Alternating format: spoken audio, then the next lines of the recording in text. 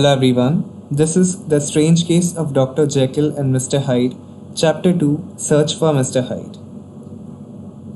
That evening, Mr. Utterson came home to his bachelor house in somber spirits and sat down to dinner without relish.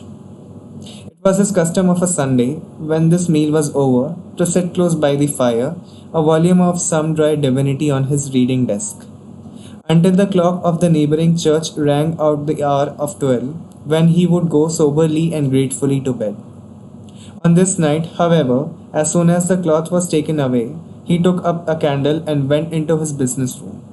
There he opened his safe, took from the most private part of it a document endorsed on the envelope as Dr. Jekyll's will, and sat down with a clouded brow to study its contents. The will was holograph, for Mr. Utterson, though he took charge of it now that it was made, had refused to lend the least assistance in the making of it. It provided not only that, in case of the decease of Henry Jekyll, MD, DCL, LLD, FRS, etc., all his possessions were to pass into the hands of his friend and benefactor, Edward Hyde, but that in case of Dr. Jekyll's disappearance or unexplained absence for any period exceeding 3 calendar months, the said Edward Hyde should step into the said Henry Jekyll's shoes without further delay and free from any burthen or obligation, beyond the payment of a few small sums to the members of the doctor's household. This document had long been the lawyer's eyesore. It offended him both as a lawyer and as a lover of the sane and customary sides of life, to whom this fanciful was the immodest. And hitherto it was his ignorance of Mr. Hyde that had swelled his indignation. Now, by a sudden turn, it was his knowledge. It was already bad enough when the name was but a name of which he could not learn no more. It was worse when it began to be clothed upon detestable attributes, and out of the shifting, insubstantial mists that had so long baffled his eye, there leaped up the sudden, definite presentment of a fiend. I thought it was madness, he said, as he replaced the obnoxious paper in the safe, and now I begin to fear it as disgrace. With that he blew out his candle, put on a great coat, and set forth in the direction of Cavendish Square, that citadel of medicine, where his friend, that great Dr. Lanyon, had his house and received his crowding patients. If anyone knows, it will be Lanyon, he had thought. The solemn butler knew and welcomed him. It was subjected to no stage of delay, but ushered direct from the door to the dining room, where Dr. Lanyon sat alone over his wine. This was a hearty, healthy, dapper, red-faced gentleman, with a shock of hair prematurely white, and a boisterous and decided manner. At sight of Mr. Utterson, he sprang up from his chair and welcomed him with both hands. The geniality, as was the way of the man, was somehow theatrical to the eye, but it reposed on genuine feeling, for those two were old friends, old mates, both at school and college, both thorough respecters of themselves and of each other. What does not always follow, men who thoroughly enjoyed each other's company. After a little rambling talk, the lawyer led up to the subject which so disagreeably preoccupied his mind. I suppose, Lanyon, said he, you and I must be the two oldest friends that Henry Jekyll has. I wish the friends were younger, chuckled Dr. Lanyon, but I suppose we are. And what of what? And what of that? I see little of him now. Indeed, said Utterson, I thought you had a bond of common interest. We had, was the reply. But it was more than 10 years since Henry Jekyll became too fanciful for me. He began to go wrong in mind, and though of course I continue to take an interest in him for old sake's sake, as they say, I see and I have seen devilish little of the man. Such unscientific balderdash, added the doctor, flushing suddenly purple, would have estranged Damon and Pythias. This little spirit of temper was somewhat of a relief to Mr. Utterson. They have only differed on some point of science, he thought, and being a man of no scientific passions, except in the matter of conveyancing, he even added, it is nothing worse than that. He gave his friend a few seconds to recover his composure, and then approached the question he had come to put. Did you ever come across a protege of his own one Hyde? He asked. Hyde, repeated Lanyon. No, never heard of him since my time. That was the amount of information that the lawyer car ride back with him to the great dark bed on which he tossed to and fro until the small hours of the morning began to grow large. It was a night of little ease to his toiling mind, toiling in mere darkness and besieged by questions. 6 o'clock struck on the bells of the church that was so conveniently near to Mr. Utterson's dwelling, and still he was digging at the problem. Hitherto it had touched him on the intellectual side alone, but now his imagination was also engaged, or rather enslaved, as he lay and tossed in the gross darkness of the night and the curtained room. Mr. Enfield's tale went by before his mind in a scroll of lighted pictures. He would be aware of the great field of lamps of a nocturnal city, then of the figure of a man walking swiftly, then of a child running from the doctor's, and then these met, that human juggernaut trod the child down and passed on regardless of her screams.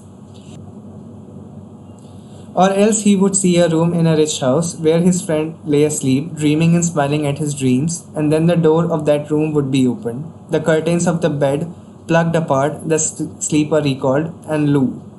There would stand by his side a figure to whom power was given, and even at that dead hour he must rise and do its bidding. The figure in these two faces haunted the lawyer all night, and if any time he dozed over, it was but to see it glide more stealthily through sleeping houses, or move the more swiftly and still the more swiftly, even to dizziness, through wider labyrinths of lamp-lighted city, and at every street corner crush a child and leave her screaming. And still the figure had no face by which he might know it. Even in his dreams it had no face, or one that baffled him, and melted before his eyes, and thus it was there sprang up and grew apace in the lawyer's mind a singularly strong, almost an inordinate curiosity to behold the features of the real Mr. Hyde.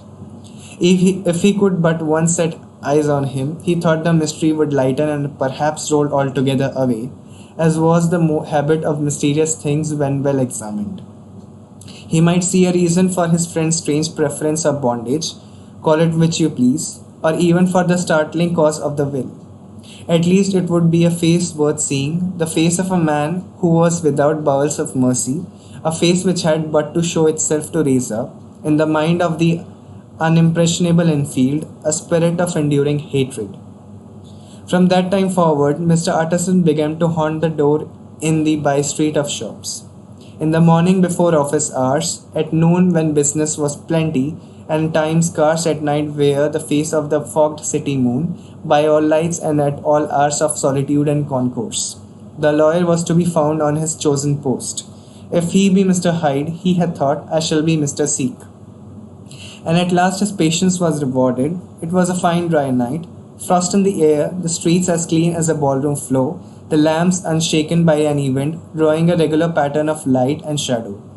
By 10 o'clock, when the shops were closed, the by-street was very solitary and, in spite of the low crowd of London from all round, very silent. Small sounds carried far, domestic sounds out of the houses were clearly audible on either side of the roadway, and the rumour of the approach of any passenger preceded him by a long time. Mr. Utterson had been some minutes at his post when he was aware of an odd light footstep drawing near. In the course of his nightly patrols, he had long grown accustomed to the quaint effect with which the footfalls of a single person, while he is still a great way off, suddenly spring out distinct from the vast hum and clatter of the city. Yet his attention had never before been so sharply and decisively arrested, and it was with a strong superstitious prevision of success that he withdrew into the country of the court. The steps drew swiftly nearer and swelled out suddenly louder as they turned the end of the street. The lawyer, looking forth from entry, could soon see what manner of man he had to deal with. He was small and very plainly dressed, and the look of him, even in the distance, wet somehow strongly against the watcher's inclination. But he made straight for the door, crossing the roadway to save time. As he came, he drew a key from his pocket like one approaching home. Mr. Utterson stepped out and touched him on the shoulder as he passed. Mr. Hyde, I think, Mr. Hyde shrank back with a hissing intake of the breath, but his fear was only momentary, and thought he did not look the lawyer in the face, he answered coolly enough, "That's my name. What do you want?" "I see you're going in," returned the lawyer. "I'm an old friend of Dr. Jekyll's, Mr. Utterson of Gaunt Street. You must have heard my name, and meeting you so conveniently, I thought you might admit me." "You'll not find Dr. Jekyll. He's from home," replied Mr. Hyde, blowing in the key. And then suddenly, but still without looking up, "How did you know me?" he asked. "On your side," said Mr. Utterson. "Will you do me a favor?" "With pleasure," replied the other. "What shall it be?" "Will you let me see your face?" asked the lawyer. Mr. Hyde appeared to hesitate, and then, as if upon some sudden reflection, fronted about with an air of defiance, and the pair stared at each other pretty fixedly for a few seconds. "Now I shall know you again," said Mr. Utterson. "It may be useful." "Yes," returned Mr. Hyde, "it is as well we have met, and apropos, you should have my address." He gave a number of a street in Soho. Good God, thought Mr. Utterson, can he too have been thinking of the will? But he kept his feelings to himself and only grunted in acknowledgement of the address. "And now," said the other, "how did you know me?" "By description," was the reply. "Whose description?" "We have common friends," said Mr. Utterson. "Common friends?" echoed Mr. Hyde, a little hoarsely. "Who are they?" "Jekyll, for instance," said the lawyer. "He never told you," cried Mr. Hyde, with a flush of anger. "I did not think you would have lied." "Come," said Mr. Utterson, "this is not fitting language." The other snarled aloud into a savage laugh, and the next moment, with extraordinary quickness, he had unlocked the door and disappeared into the house. The lawyer stood a while when Mr. Hyde had left him, the picture of disquietude. Then he began slowly to mount the street, pausing every step or two and putting his hands to his brow like a man in mental perplexity. The problem he was thus debating as he walked was one of a class that is rarely solved. Mr. Hyde was pale and dwarfish. He gave an impression of deformity without any nameable malformation. He had a displeasing smile. He had borne himself to the lawyer with a sort of murderous mixture of timidity and coldness, and he spoke with a husky, whispering, and somewhat broken voice. All these were points against him, but not all of these together could explain the hitherto unknown disgust, loathing, and fear with which Mr. Utterson regarded him. "There must be something else," said the perplexed gentleman. "There's something more. If I could find a name for it, God bless me. The man seems hardly human. Something troglodytic, shall we say? Or can it be the old story of Dr. Phil? Or is it mere radiance of a foul soul that thus transpires through and transfigures its clay continent? The last I think for, oh my poor old Harry Jekyll, if I ever read Satan's signature upon a face, it is on that of your new friend." Round the corner from the by-street there was a square of ancient handsome houses, now for the most part decayed from their high estate and let in flats and chambers to all sorts and conditions of men. Map engravers, architects, shady lawyers, and the agents of obscure enterprises. One house, however, second from the corner, was still occupied entire, and at the door of this, which wore a great air of wealth and comfort, though it was now plunged into darkness except for the fan light, Mr. Utterson stopped and knocked. A well-dressed elderly servant opened the door. "Is Dr. Jekyll at home, Paul?" asked the lawyer. I'll see Mr. Utterson," said Paul, admitting the visitor as he spoke into a large, low-roofed, comfortable hall, paved with flags, warmed, after the fashion of a country house, by a bright open fire and furnished with costly cabinets of oak. "Will you wait here by the fire, sir, or shall I give you a light in the dining room?" "Here, thank you," said the lawyer, and he drew near and leaned on the taller fender. This hall, in which he was now left alone, was a pet fancy of his friend the doctor's, and Utterson himself was wont to speak of it as the pleasantest room in London. But tonight there was a shudder in his blood. The face of Hyde sat heavy on his memory. He felt what was rare with him, a nausea and distaste of life, and in the gloom of his spirits he seemed to read a menace in the flickering of the firelight on the polished cabinets and the uneasy starting of the shadow of the roof. He was ashamed of his relief, when Paul presently returned to announce that Dr. Jekyll was gone out. I saw Mr. Hyde go in by the old dissecting room door. Paul, he said, is that right when Dr. Jekyll is from home? Quite right, Mr. Utterson, sir, so replied the servant. Mr. Hyde has a key. Your master seems to repose a great deal of trust in that young man, Paul, resumed the other musingly. Yes, sir, he do indeed, said Paul. We all have orders to obey him. I do not think I have ever met Mr. Hyde, asked Utterson. Oh dear, no, sir. He never dines here, replied the butler. Indeed, we see very little of him on this side of the house. He mostly comes and goes by the laboratory. Well, good night, Paul. Good night, Mr. Utterson. And the lawyer set out homeward with a very heavy heart. Poor Harry Jekyll, he thought. My mind misgives me he is in deep waters. He was wild when he was young, a long while ago to be sure, but in the law of God there is no statute of limitations. Aye, it must be that the ghost of some old sin, the cancer of some concealed disgrace, punishment coming, Pete Clodo, years after memory has forgotten, and self-love condoned the fault.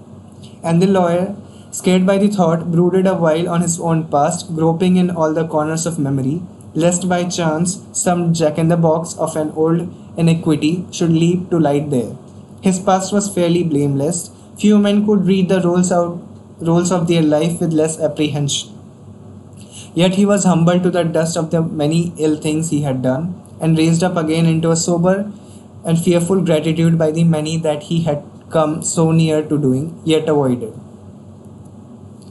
And then by a return on his former subject, he conceived a spark of hope. This Master Hyde, if he was studied, thought he, must have secrets of his own. Black secrets, by the look of him, secrets compared to which poor Jekyll's worst would be like sunshine. Things cannot continue as they are. It turns me cold to think of this creature stealing like a thief to Harry's bedside. Poor Harry, what a awakening! And the danger of it, for if this Hyde suspects the existence of the will, he may grow impatient to inherit. I must put my shoulder to the wheel if Jekyll will but let me, he added, if Jekyll will only let me. For once more he saw before his mind's eye, as clear as a transparency, the strange clauses of the will.